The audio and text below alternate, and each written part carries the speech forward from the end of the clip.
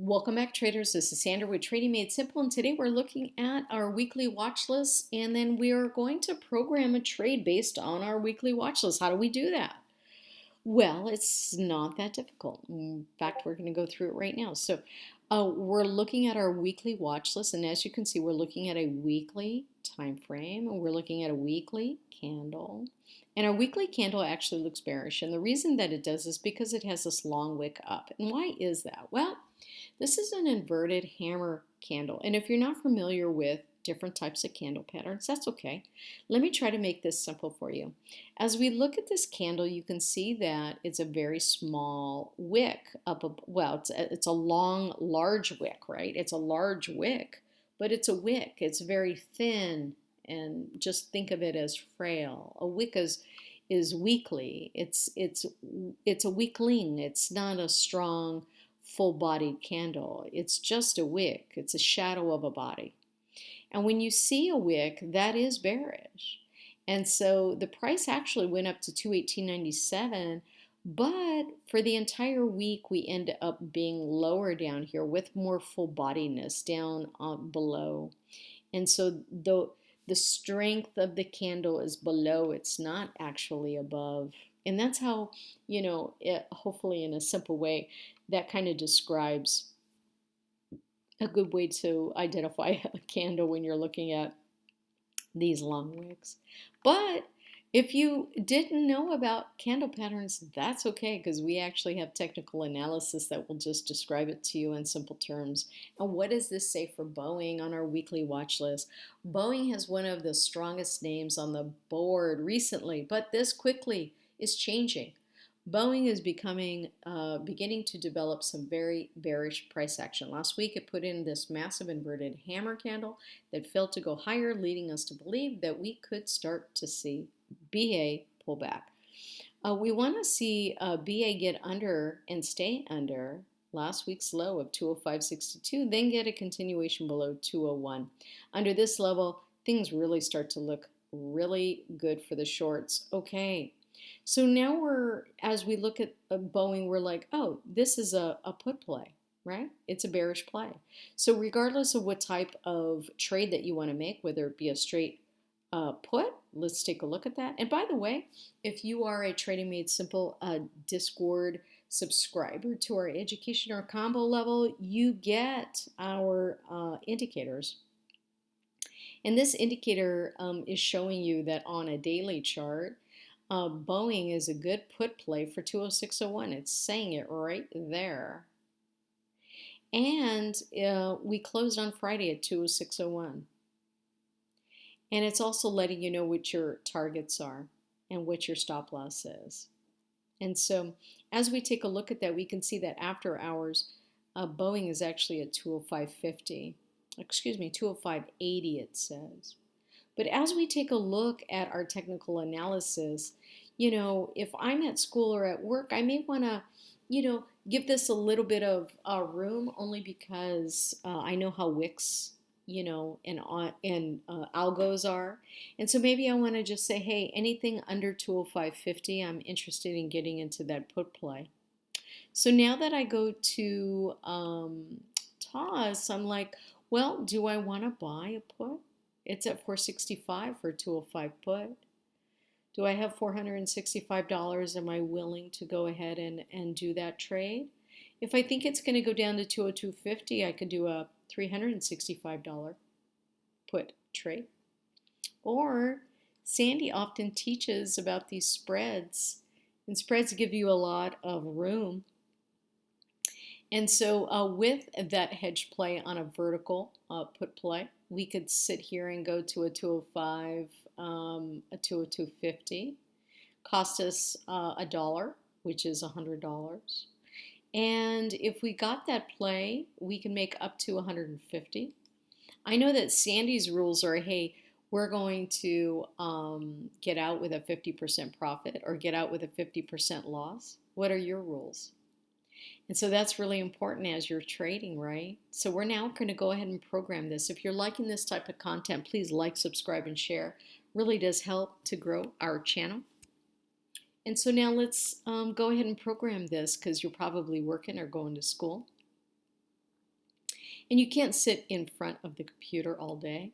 So hey, let's program it. So we're going to hit this little gear shift, and when we get to it, we're going to get right under here because the conditions are actually the most important part of your programming. And so as you come to your conditions, you can see that there's really nothing here, but as you hover over, you can see that something might take place. So as you click it, you can see that Boeing automatically just enters. You click it here, mark automatically as the default, which is great. And then here it's a less than equal to and then greater than equal to. And if you ever get confused, you can just look right down here and it says less than equal to. And if we change it, greater than equal to. And then we said that we wanted the price to get to 205.50, right? To get into that put play. We would feel more confident with that.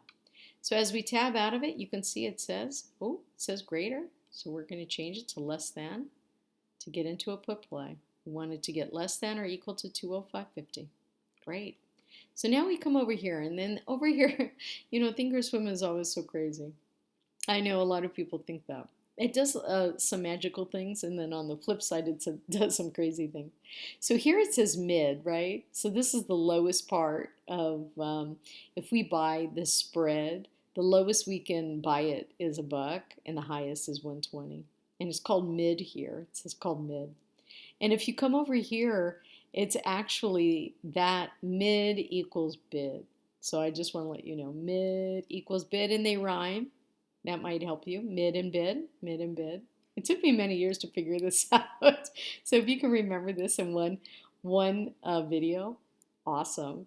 You're like 20 steps ahead of everybody else. Mid and bid. Okay.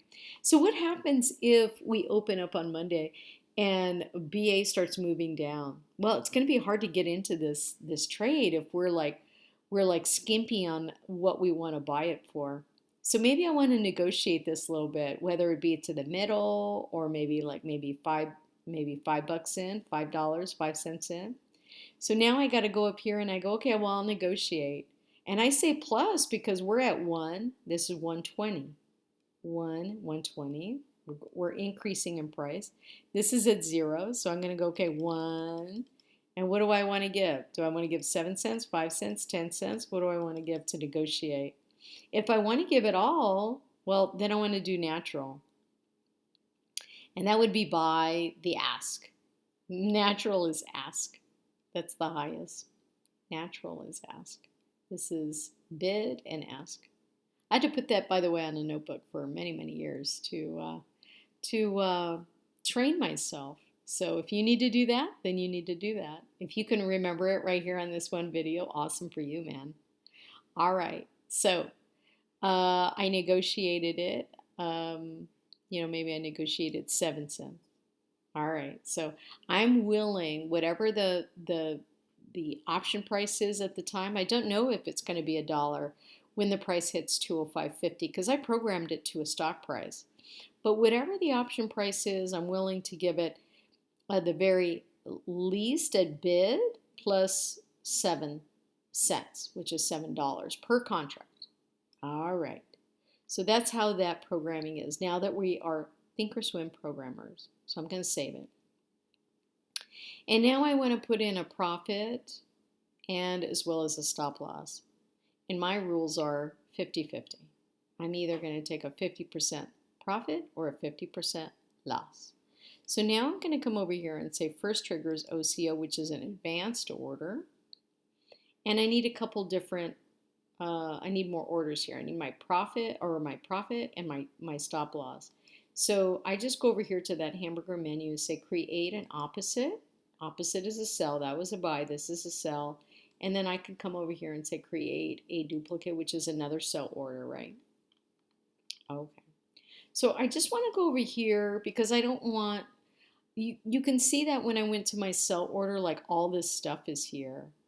And I don't want that for my sell order. I actually, I want to delete that. Once I delete it, it'll be fine. Because now there's nothing, let's see if there's anything. Oh, it's still there. So let me delete this. There we go. Save it. So really now what I want to say is, hey, I want to get out of this when I have a 50% profit. And I can just increase this, all the way up to 50. It would take you a couple seconds. Or I can just, type that in. And that's what I did. And instead of ask, I'm going to do mark because I like mark. Mark is kind of like in the middle of price. So hey, when I get to the 50% profit, get me out of here. And I'm going to do the same thing for the stop loss. But just remember that when you do a stop loss, it's not a limit. It's always a stop. Anytime you program a stop, it's always has to be here, a stop. And then you can put this as mark then, and then you can change this as a percentage, and you can just put a minus 50 since those are my rules. And based on your rules, you can then program yours, right? And you see how this was a plus or minus. That's actually 50 cents when it's plus or minus.